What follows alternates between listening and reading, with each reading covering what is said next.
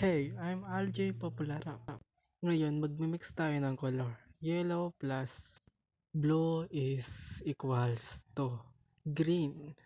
Kapag mas marami ang kulay yellow is light green. Kapag mas marami ang blue naman is dark green. Second mix is orange. Yellow plus red is equals orange. Ganon din sa orange. Kapag marami ang yellow is light orange.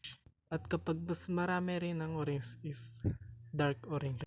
White plus red is pink. Ganon din. Pareho lang. Light pink if more white. Kapag blue and red is equals to violet. Medyo naramihan ko siguro ng blue. Kaya ayun, medyo hindi halata. Pero kapag minix mo siya is violet. Pero nagmukhang black dito, pero violet yan. Basta violet yan. Kapag ang white naman, dinagdagan mo ng black is equals to color gray. Ang magiging resulta nun. And yellow plus red is orange, 'di ba? Ang talino nyo talaga.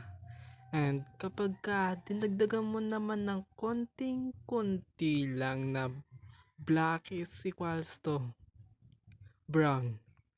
Medyo di siya halata pero kulay brown yan.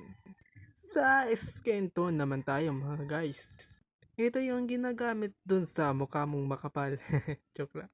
Kapag yellow plus red, syempre naman talaga orange, diba?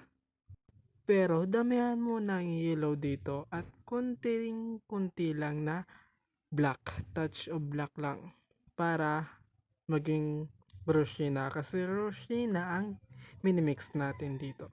At ang sunod naman is white, konti lang din, ganyan, hanggang sa maging kakulay niya yan. At sa sunod naman mga guys, kapag red plus, ang bagal nito, kulay yellow is equals orange, diba? And kapag tinagdagan mo ng kulay, ang bagal talaga, blue, dali na, may pa etc pa. Blue is equals to brown sienna. Ganyan ang magiging resulta. Medyo nakuntihan ko ng yellow, dagdagan natin, saka ng red. Tapos pag uli-uliin hanggang sa maging brown sienna. Dinagdagan ko pa ng red para kasi kulang eh. Kaya yan, hinalo-halo ko na nga guys kasi masyado nang mainit, kaya ayun, may halo-halo.